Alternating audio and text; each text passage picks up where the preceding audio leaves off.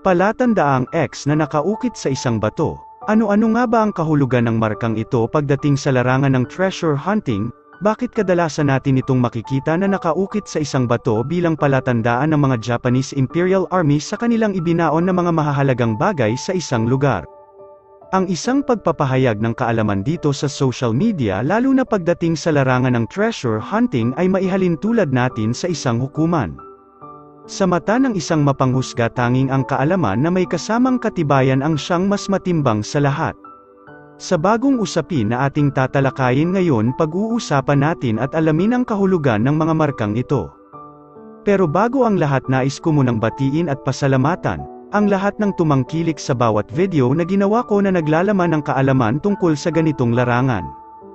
Sa inyong lahat marami pong salamat at magandang buhay. Sana pagpalain na tayo ng puwang may kapal at ipagkaloob na sa ating lahat ang ating mga kagustuhan sa buhay.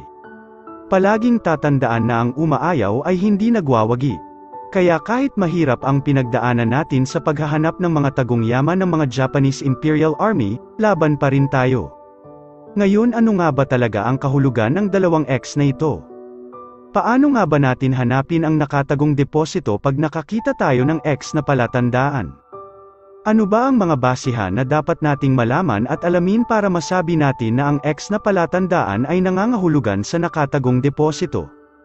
Simulan natin sa ukit na X na tulad nito, pag nakakakita ka ng markang X na kahalintulad nito na nakaukit sa isang bato. Ito ay nangangahulugan sa markang Ju. Ang Ju ay isang Japanese word na tinatawag na kanji, at ito ay nangangahulugan sa numerong 10. Maliban sa kahulugan na 10, ang X na may ganyang pagkakaukit ay nangangahulugan din sa sukat na meters. Na ibig sabihin sa layong 10 metro mula sa batong pinag-ukitan ang naturang palatandaan, maaari mong makikita ang kasunod na marka na siyang nagtuturo sa tamang lugar na kinalalagyan sa nakatagong deposito, o maaring sa distansyang 10 metro mula sa batong pinag-ukitan ng naturang palatandaan, makikita mo ang lugar na pinaglagyan o pinagbaunan ng mga mahahalagang bagay, na itinago ng mga Japanese Imperial Army sa naturang lugar. Ngayon ang tanong sa anong direksyon naman papunta ang 10 metrong sukat mula sa batong may nakaukit na X.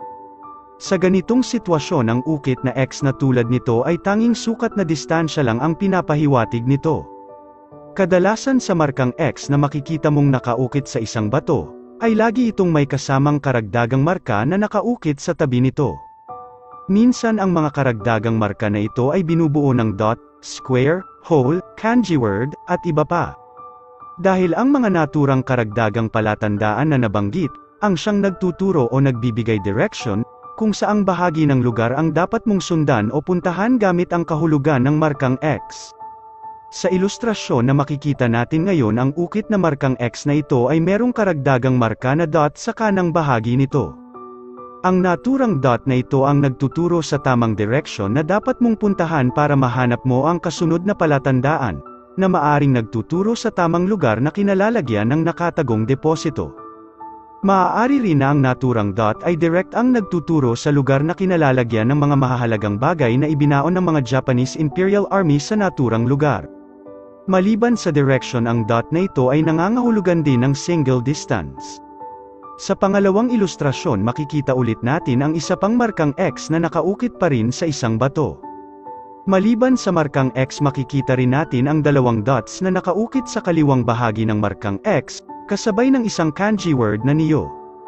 Ngayon bilang isang treasure hunter, na may matang mangingilatis, nakikita mo ba ang markang Nyo na nakaukit sa batong ito? Ano nga ba ang kanji word na Nyo? Ang kanji word na Nyo na nangangahulugan sa English na enter, insert o put in.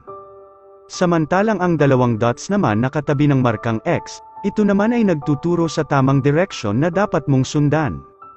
Maliban sa direction, ito rin ay nangangahulugan ng double distance, na ibig sabihin sa layong 20 meters mula sa batong pinag-ukitan ng markang X maaari mong mahanap ang kasunod na marka na nagtuturo sa tamang lugar na kinalalagyan ng deposito.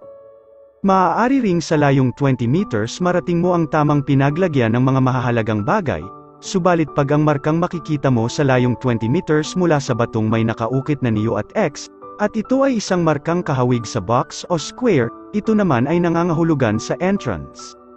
Pagdating naman sa halimbawa na nakuhanan ng maliit na deposito, na may kinalaman sa markang X na nakaukit sa isang bato gamit ang kahalintulad na interpretasyon, ngayon makikita natin ang video na ito. Makikita sa ilustrasyon ang isang malaking bato na may nakaukit na markang Dew, Katid Hole, at Fire Element. Gamit ang mga markang ito alamin natin kung saan itinago ng mga sundalong Hapones ang kanilang mga mahahalagang bagay na ibinaon sa naturang lugar.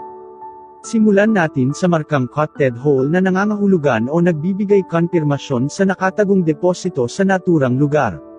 Kasunod ang markang Dew na nangangahulugan naman sa kanji word na T na ibig sabihin sa distansyang 10 meters o 30 feet mula sa batong pinag-ukitin ng markang ito. Maaari mong mahanap ang tamang lugar na kinalalagyan ng mga mahahalagang bagay na itinago ng mga Hapon o JIA noon. Ngayon ang tanong, sa anong direksyon naman makikita ang nakatagong deposito na may distansyang 10 meters o 30 feet mula sa batong pinag-ukitan ng mga markang ito?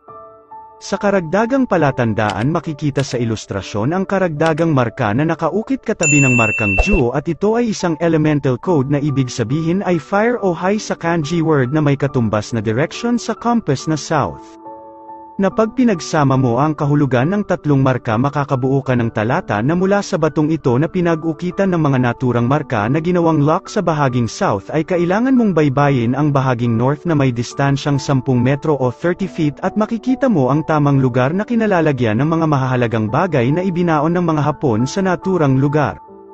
Makikita rin natin ngayon sa ilustrasyon na mula sa batong pinag-ukitan ng mga naturang marka, 30 feet papuntang north makikita natin ang isang maliit na mini waterfall na nasa gitna ng dalawang malalaking bato. Makikita natin na sa bandang kanan ng mini waterfall sa ibabang bahagi ng malaking bato ang isang butas na siyang pinaglagyan ng mga mahahalagang bagay o deposito. Ayon sa eyewitness sa lugar ang butas na ito ay dating may takip na semento at nang binasag nila ito doon na lumabas ang 4 na pirasong maitim na rectangular shape na metal.